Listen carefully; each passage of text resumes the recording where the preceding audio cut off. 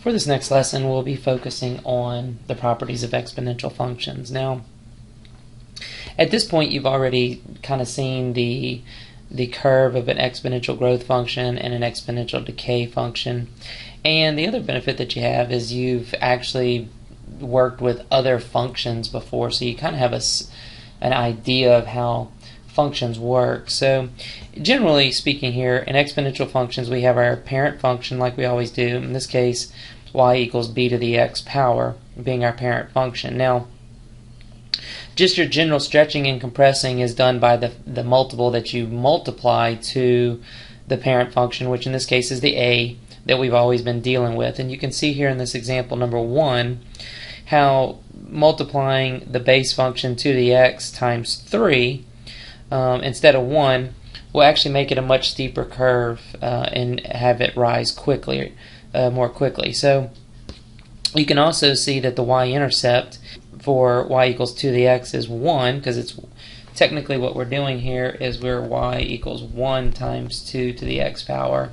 And then the other one is y equals 3 times 2 to the x power. So the blue curve has a y-intercept of 3. So just some general information that you probably are comfortable with at this time if you know what the curve looks like. Now, as always, the h and the k for the translations will come in here at this point, and then you have the full transformation that can take place with the shrinking and compressing and the side-to-side and vertical translations. And so you can see here different combinations in this concept summary with the a, the h, and the k. And so hopefully this is something that you're comfortable with at this point in time. Now, I've given you quite a few examples to practice on. You're more than welcome to sketch those by hand. I'm going to simply demonstrate them on the calculator, and you can do the same thing if that's what you would like to do. So I'm going to go ahead and move over to the calculator to work on all of the sample graphing problems. Okay, so I'm going to start with example problem number 1. You can see in general from the y-intercept we would move over 4 units to the right, and you would see that our new point is right there to the right. So generally this just shifted everything to the right, as you would suspect that it does. Okay, now I'll do sample problem 2.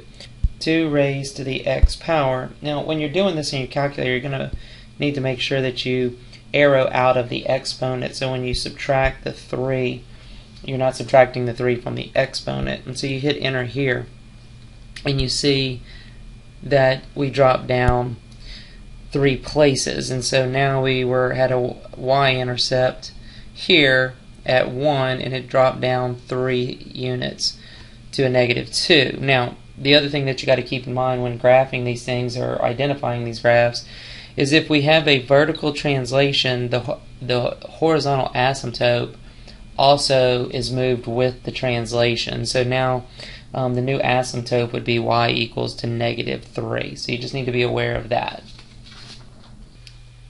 So you can see here all the different parts that are taking place in the given transformation. And so everything is happening at one time.